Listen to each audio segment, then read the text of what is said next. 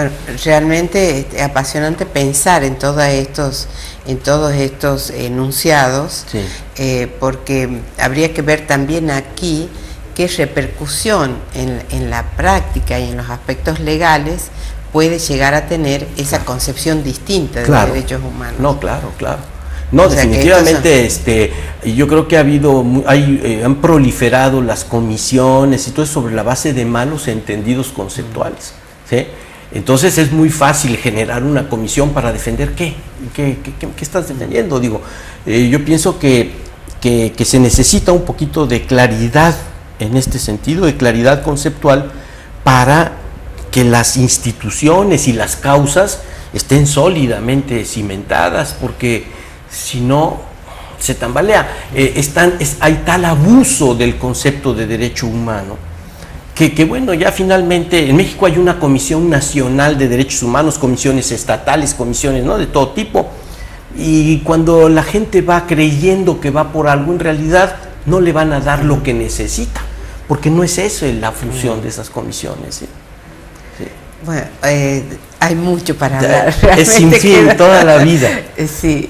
De todos modos, para llegar un poco al final de la entrevista, el tema que presenta en las jornadas wittgensteinianas. Bueno, el título de mi conferencia es Mi cuerpo, mi mente y yo. Y es que hay ciertos problemas clásicos, ciertas discusiones clásicas englobadas bajo el título del problema mente-cuerpo, que se han dado, y siempre hay nuevas propuestas de reconstrucción, de comprensión de nuestra identidad personal, de cómo identificamos a los demás, etcétera, que no son nunca satisfactorias, que siempre dejan algo ahí que desear.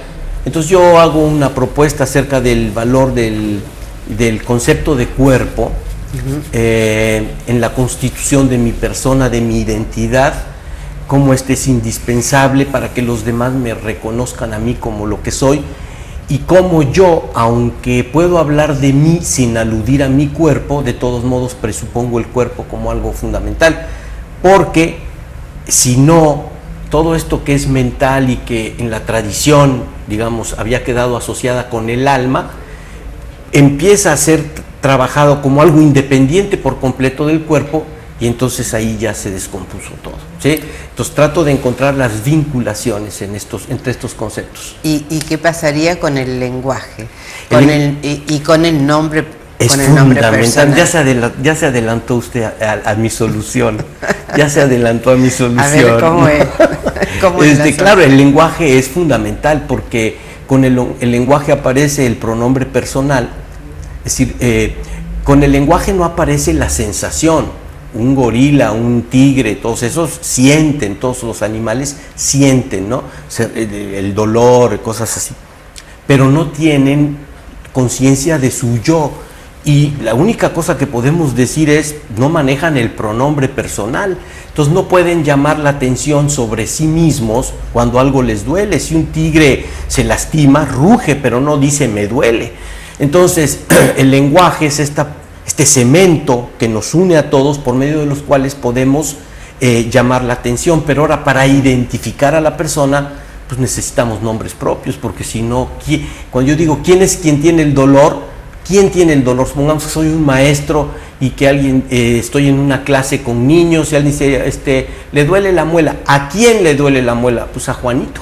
Y si no tengo yo la palabra Juanito, Jorgito, o sea, no puedo identificar. O sea, en ese sentido el lenguaje es constitutivo de nuestra conciencia y de nuestra propia identificación, y obviamente un requisito para identificar a los demás. ¿Y qué sería esa identificación subjetiva? Subjetiva,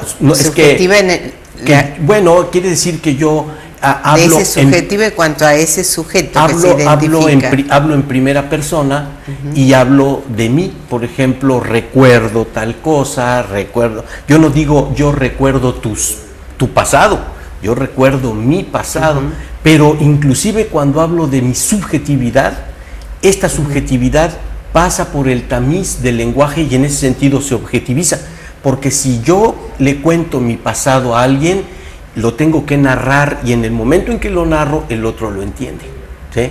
No hay, parte de lo que yo quiero sostener es precisamente que no hay un ámbito de la vida del ser humano, ni así de chiquito, que no esté lingüistizado y que no quede recogido de una u otra manera por el lenguaje. Fuera del lenguaje, como diría Wittgenstein, no podemos ni respirar. Y pareciera que lo que mayor marca esa identidad tiene que ver con el lenguaje, porque tiene que ver con el nombre, porque el cuerpo cambia. Sí, claro. La mente cambia, la memoria. Yo soy Alejandro Tomasini desde que nací y hasta al día, sí, exactamente. O sea, aquí es un poco realzar. Porque es permanentemente el cambio, entonces, ¿qué es esa identidad que sí, si no fuera por el lenguaje no la tendríamos de otra manera. Que no se la puede tomar, ¿no? Sí, exactamente. Pues yo la invito a mi plática porque me gustaría que asistiera. Usted sí entendió lo que yo quiero decir. Bueno, gracias. Voy a ir.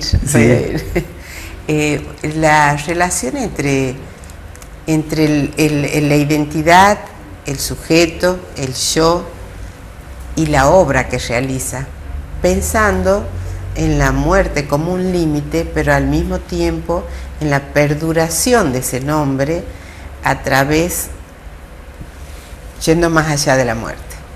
Sus libros escritos, por ejemplo, bueno, que ahí parece probablemente que más que el propio cuerpo. Ahí entramos en el ámbito de la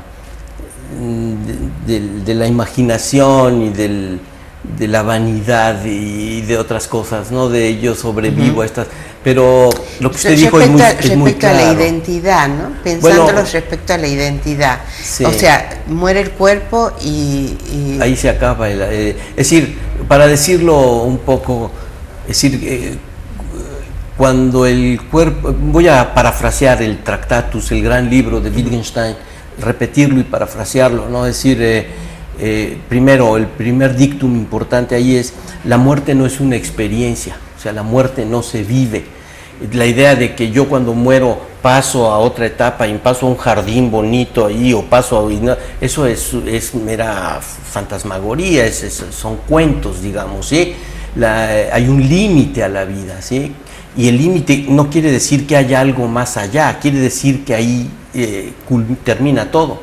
Es un poco escalofriante la idea, porque es en realidad la idea del fin del mundo. Es decir, con la muerte el mundo, como dice Wittgenstein, no cambia, sino que termina, ¿sí? Y ya todo lo demás es para consumo, para gratificación en el momento en que se está hablando, ¿no? Decir, por ejemplo, sí, yo voy a morir, pero va a quedar algo de mí, me satisface en el momento en que lo digo. Y me hace sentir bien en el momento en la vida, claro. Y fuera de eso no hay otras cosas, sí, no creo.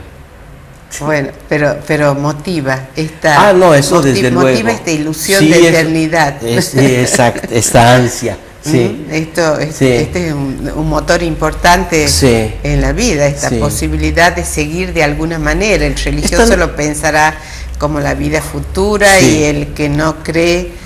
Hay argumentos inclusive en contra de la noción de vida eterna, ¿no?